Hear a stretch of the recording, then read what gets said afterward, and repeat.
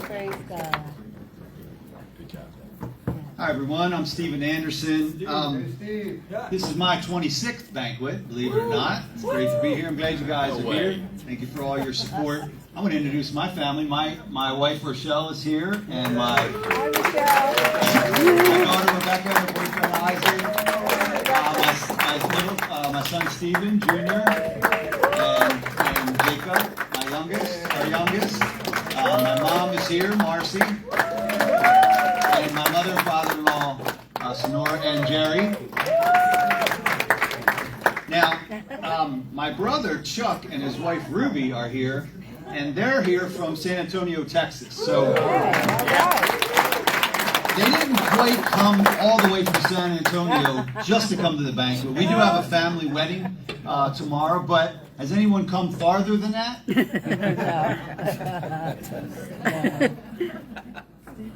Where'd you come from? Arizona, Grand Canyon University. So it looks like the gift is going home with our family, one way or the other. No one else? Okay. I'm from Newcastle. No. Trinidad. Okay. We've been here for 30 years, but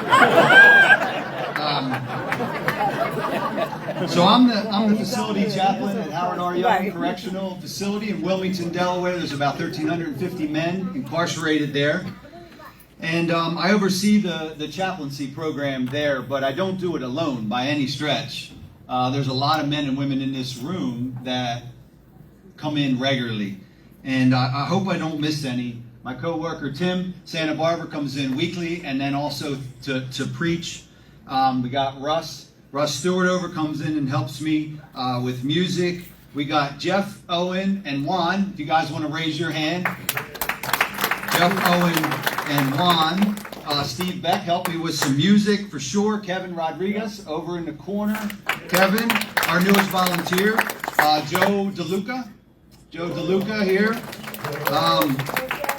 And our longest standing volunteer, John Jenkins, better known as Hammer, from the prison. I think 40 years. 40 years. I see him once a month. He comes in and brings the word to the men. Amen. If I miss somebody, I know others have been into prison in the past, Paul, Lindell, and Terry, and others. I'm sorry if I missed anyone else, but there's a lot of help in this room. Do you know that 95% of people in prison are getting out and going to be your neighbors, right? So it behooves us to help them, right? We should help them because God helps us, but they're all coming out, all but 5% or so. So one of the highlights from 2025 has been our music ministry. And personally, that hits me, and I want to share a little bit about that. But before I do that, it's interesting to me that when God calls a man or woman to do something, and for whatever reason, if we don't do it, if we put it off or ignore it, God persists, doesn't he? Yes, he does. He doesn't stop drawing us. He continues to pursue us. And we see that most definitively in the book of Jonah, right? Jonah was called to go to Nineveh to preach to the people. And he went 180 degrees to Tarshish, right? Until God allowed a fish to swallow him up and spit him out. And Jonah decided that it was probably good to go to Tarshish and to obey God, right? But God was patient. God continually, that was an extreme example, right? But Moses, on the other hand, at the burning bush, was called to go to the most powerful man in the known universe at that time, the Pharaoh of Egypt, right? And speak to him and to give up his whole forced workforce. And Moses wanted no parts of that. He made up excuse after excuse about how he couldn't speak, he wasn't eloquent, and they wouldn't listen, he didn't understand. God was patient. God provided Aaron to speak for him. We also have Gideon. Gideon was called to deliver the nation of Israel from the Midianites. Gideon as well. Didn't think he had it in him. Was looking for signs, wanted to hear from God, wanted to talk his way out of it. God was patient. God drew him to himself. Now, the good thing about a principle is that whether the circumstance is big and important and very popular, or if it's smaller. My example is, in my life, is the smaller, but it's a principle. It's a truth, right? Whether it's big or small. And so in 1999, I really wanted to play music. When I was first starting ministry, I wanted to play guitar. I saw myself playing guitar, leading worship, but I put it off, and I never pursued it for whatever reason. Probably laziness. Probably I just didn't feel like I had it in me. I did take 2 years of guitar lessons when I was 13. It did not go in vain, Mom. It looked like it was going to, but I put it off. And then in 2019, I took over for Joe Kaki. Many of you know he was the facility chaplain at Gander Hill for many years. He trained me up. I took over in 2019, but I also inherited a band and a choir.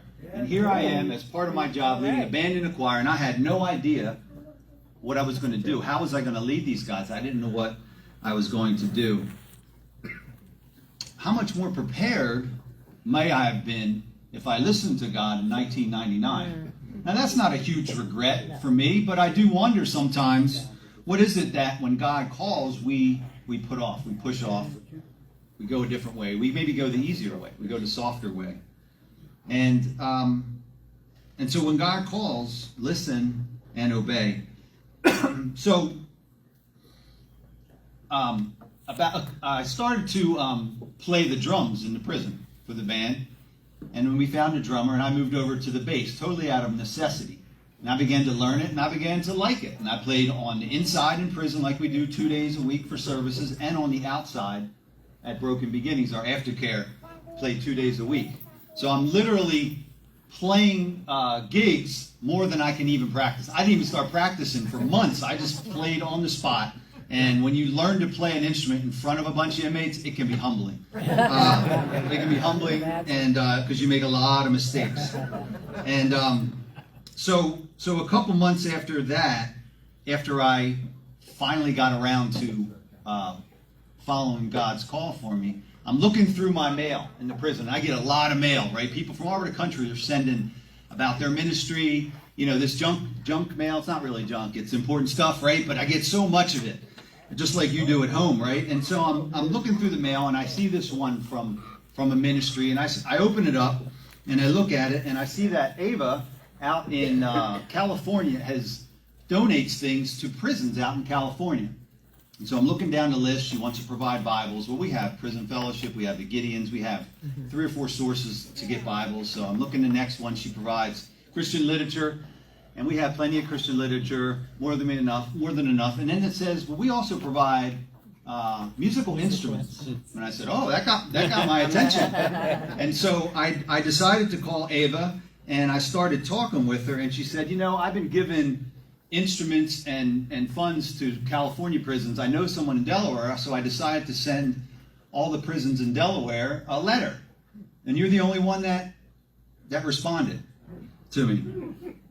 And Ava, she donated money, all of the money, to purchase this amp, this guitar, excuse me, and this amp partially. And she wants to donate $2,000 more towards the prison to start to replace our instruments. We have a lot of stuff in there that obviously breaks and needs to break down. So, what is the great spiritual lesson in this? Don't throw away your junk mail too soon. That's the lesson, all right? No, the lesson is that when God speaks to you, don't resist. He wants to know you. God desires all men to be saved and to come to the knowledge of the truth, right? But we have to come on His terms. And His terms is faith in His Son, Jesus, for what He did on the cross, His life, death, and resurrection, and ascended into heaven and seated at the right hand of the Father. Amen. Do you hear the Spirit tugging on your heart today? Listen and obey and come to Him by faith.